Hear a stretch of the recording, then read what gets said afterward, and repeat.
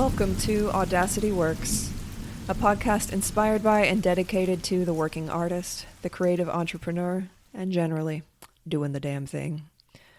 This exists on the premise that the world belongs to those who have the audacity to believe that their lives have value. This is for you. Welcome to Audacity Works. I am your host, Rachel Strickland, and this is episode number 107? Can that be right? Yeah, shit. Anyway, it's episode 107. Okay. Today's episode is for anyone who's feeling stuck in their creative process and like they're unable to move forward.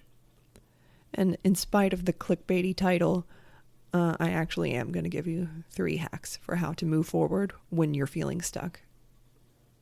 But before we jump into that, it would behoove me to ask, how you doing? How you doing?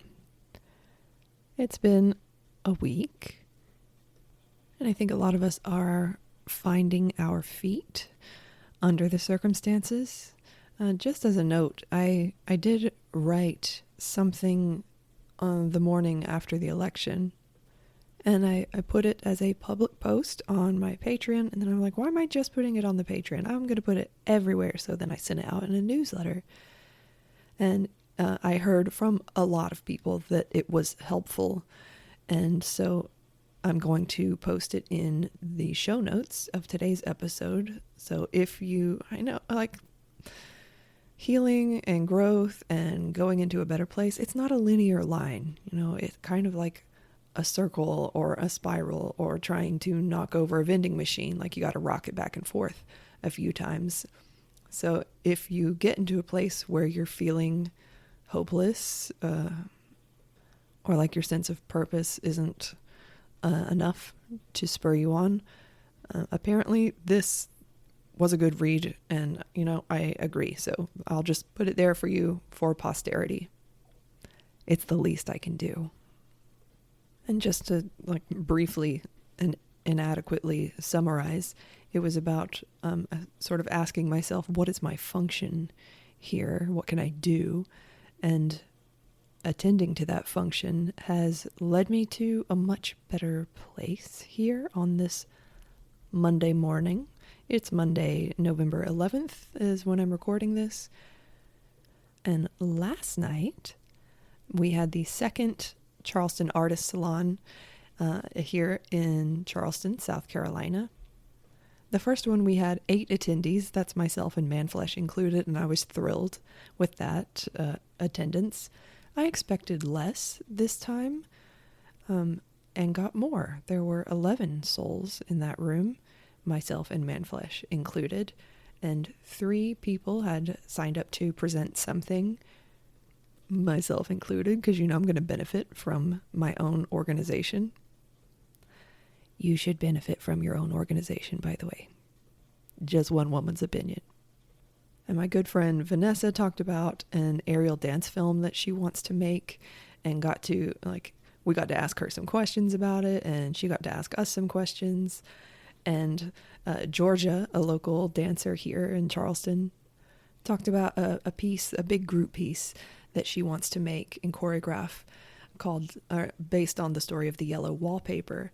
And when she said that, my whole body lit up with electricity, and like Manflesh was cutting eyes at me, and he's like, what's going on with you?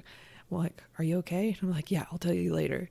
And I think I even said out loud, you're not going to fucking believe this, but I'll tell you later. And so I didn't want to steal focus more than that comment already did. And she went on and told us about the piece, and we did some sort of like creative movement as a group. Some people did, some people didn't, but it was super fun. And then I got to present for the first time in front of any living creature the first chunk of The Monstrous Feminine. If you're new here, The Monstrous Feminine is a one-woman show that I've been building very slowly for about a decade. And knowing the extremely effective use of deadlines, I jumped at a chance to apply to Shadows, which is happening at Bloom Movement Artistry in Charlotte, North Carolina on December 7th. And I'll put a little, in case you're in the area, I'll just put that in the show notes. And they accepted me. Thank you, Satya and Sarah. So boom, I had a deadline to present this first chunk that didn't actually exist yet. And then I needed another deadline, which was last night, the Salon, to present this for the first time and get some feedback on it from the audience. It worked like a charm to help me get the work done, even though, problems always come up. Like you forget your keys when you go to the studio. Yes, I did that last week. Or you need to take someone to the doctor or do some other kind of caregiving, or I don't know, life happens. And I have been very bad at planning for the best case scenario in my past. And honestly, I haven't bested that. I still tend to plan for the best case scenario without making allowances for life becoming lifey. And I did that this time because that's what I do. And life got lifey anyway. And I was still able to make it happen, even in like the 2 or 3 rehearsals that I had to put this chunk together. It didn't hurt that it had been baking in the oven of my brain for such a long time. So it happened.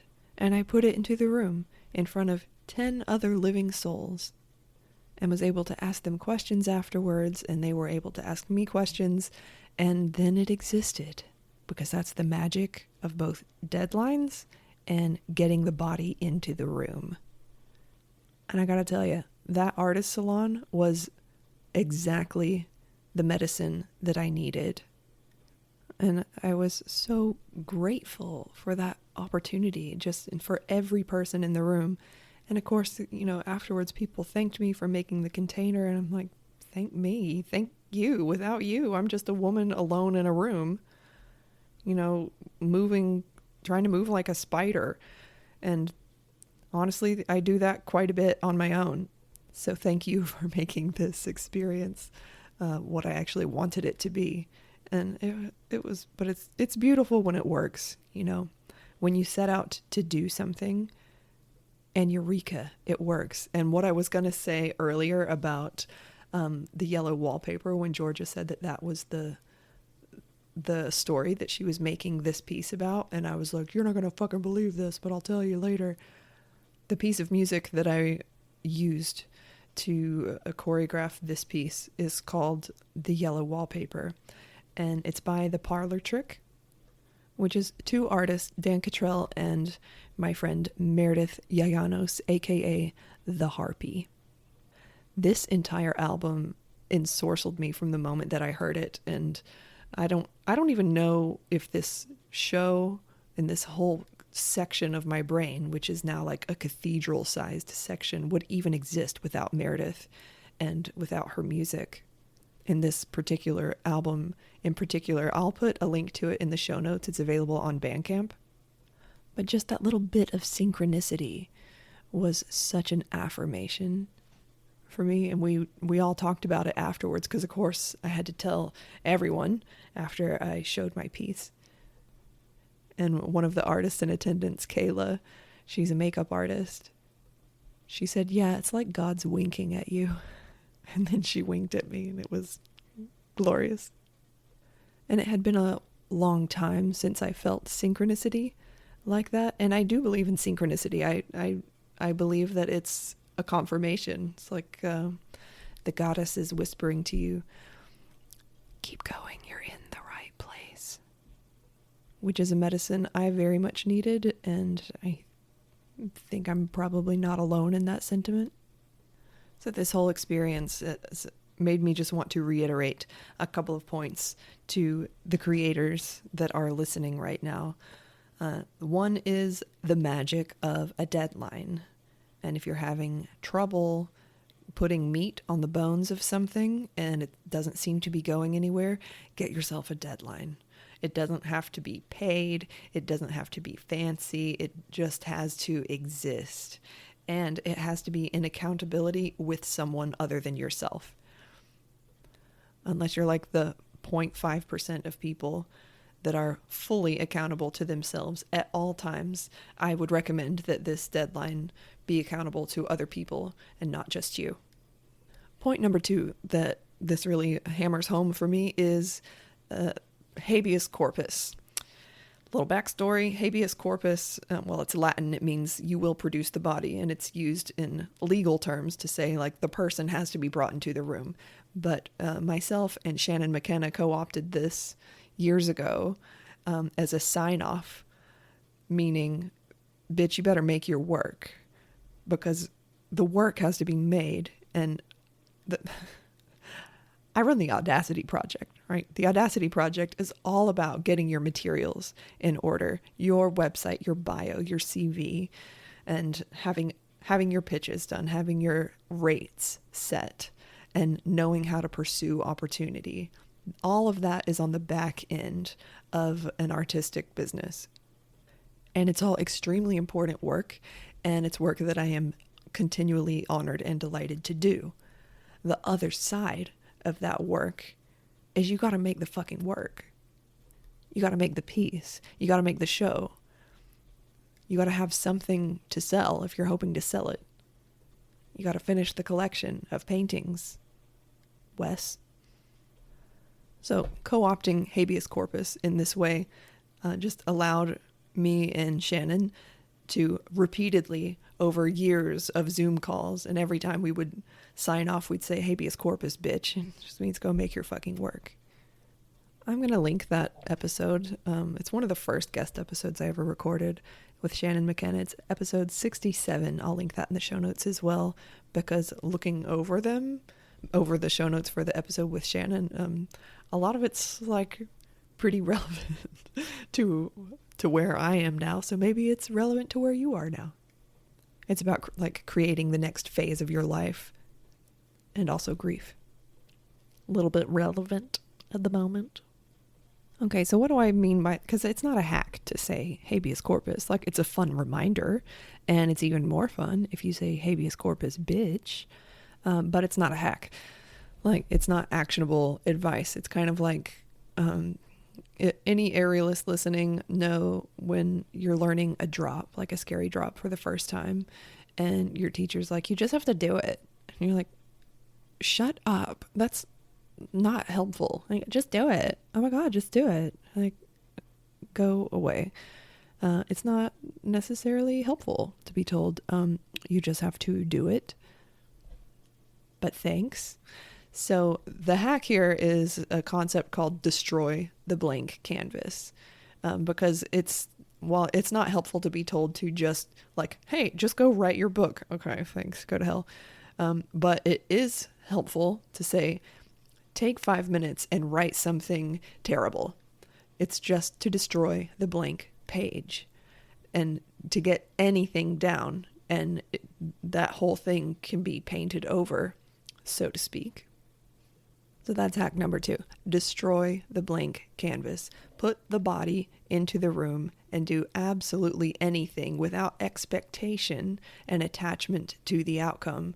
Because once you agree to make a piece of work, you relinquish complete control. Like, yes, you are the method through which it's going to come into existence, but like, how can you say what authored the desire in the first place?